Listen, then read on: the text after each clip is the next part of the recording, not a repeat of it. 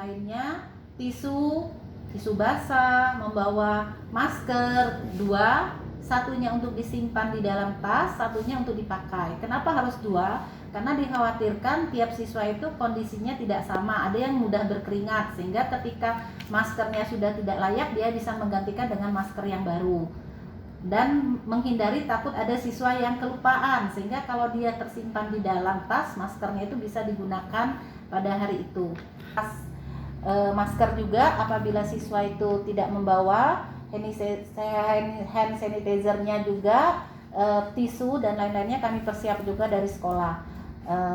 Dan setiap kelas rencananya kami akan bagikan misalnya kelas 7A itu akan kami bagikan menjadi 3 ruang kelas. Jadi ada 7A1, 7A2, 7A3, berikut juga dengan kelas-kelas yang selanjutnya. Jadi untuk mata pelajaran kita akan mengatur sesuai dengan jadwal yang sudah dibuat oleh Wakakurikulum. Kelas itu misalnya 7A pelajaran bahasa Inggris, maka ketiga orang guru bahasa Inggris itu akan masuk di kelas yang jenjang yang sama. Kelas 7A1, 7A2, 7A3. Jadi semua materi yang disampaikan insya Allah antara ketiga kelas itu sama, tidak ada bedanya. Jadi kami siswa itu kelas 7, saya contohkan jumlah siswanya 39. Jadi insya Allah kami akan membagi jadi 3 kelas, berarti satu ruang kelasnya 13 orang.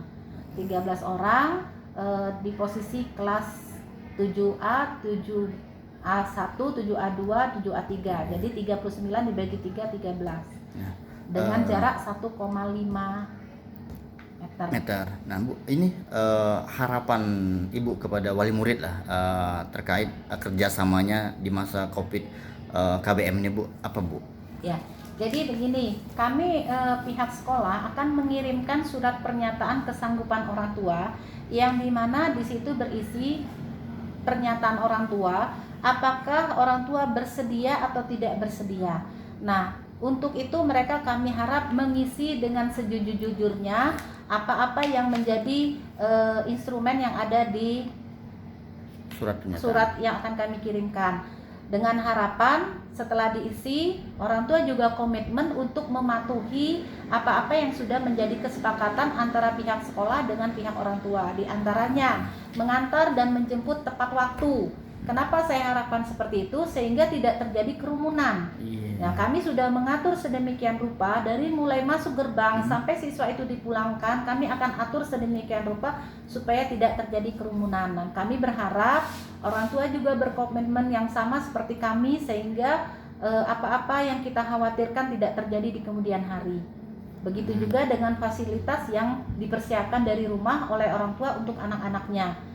Tisu basah, peralatan pribadi. Jadi pada masa ini tidak ada siswa yang meminjamkan alat tulis atau apapun dengan temannya untuk menghindari hal-hal yang tidak kita inginkan. Jadi semuanya bersifat pribadi dan dibawakan dari rumah.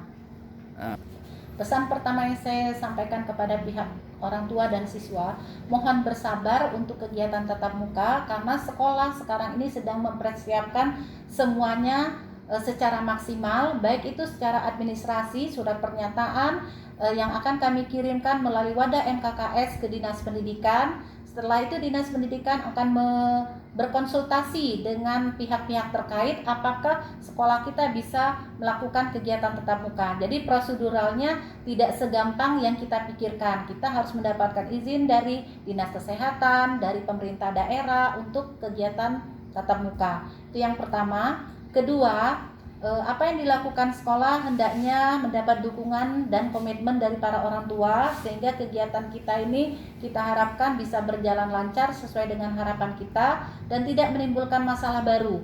Jadi apapun kebijakan yang sekolah ambil, mohon dipahami bahwa sudah melalui kajian dan analisa yang sangat panjang ya, yang sangat lengkap sehingga terjadilah apa yang akan kami lakukan kebijakan di kemudian hari. Misalnya pembagian kelas untuk tiap jenjang. Ada orang tua yang komplain, kenapa anaknya tidak berada di kelas itu atau tidak menggunakan fasilitas itu. Karena untuk masa COVID ini kami melakukan banyak-banyak perubahan, terutama pembagian kelas, terutama guru.